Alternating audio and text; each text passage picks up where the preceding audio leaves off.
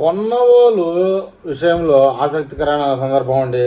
ఈ ప్రశ్న రావణ్ జోసఫ్ గారి విషయంలో అంతా అయిపోయింది, అదేం పెద్ద విషయం కాదు, రేపు మనం బయటకు తీసుకొచ్చేస్తాను, సంఖలో పెట్టుకొని తెచ్చేస్తానని చెప్పేసి నిన్ననే మీడియా సమావేశంలో మాట్లాడితే ఏమోలే నిజమేలే, అవతల వాళ్ళది కేసు బలహీనపడిపోయిందేమో, వాళ్ళు కేసులు పెట్టడం లాంటి వ్యవహారాలు వచ్చేస్తారులే అనుకున్నారండి వైసీపీ కార్యకర్తలు. తీరా చూస్తే ఇవాళ అది ఏం అయ్యేటట్టు లేదు.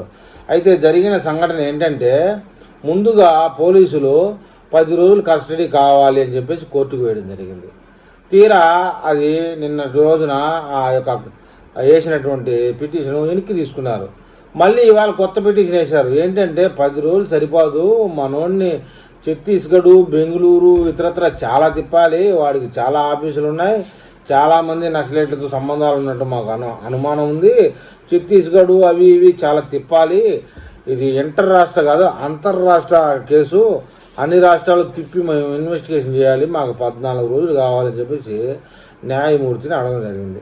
అరే ఇదేదో పెద్ద కేసుగానే ఉన్నదే, సరే అని 4 రోజులు వాయిదా వేశారనమాట దాని మీద నిర్ణయం తీసుకోవడానికి. పొన్నవాళ్ళు ఏమనుకున్నారంటే, వీళ్ళు పిటిషన్ వెనక్కి తీసేసుకున్నారు కదా, న్యాయమూర్తి గారు పంపించేస్తారు, బయటికి పోరా నీకెందుకు తిండిదండగా జైల్లో అని అంటారని పొన్నవాళ్ళు గారు భ్రమపడినట్టున్నారు.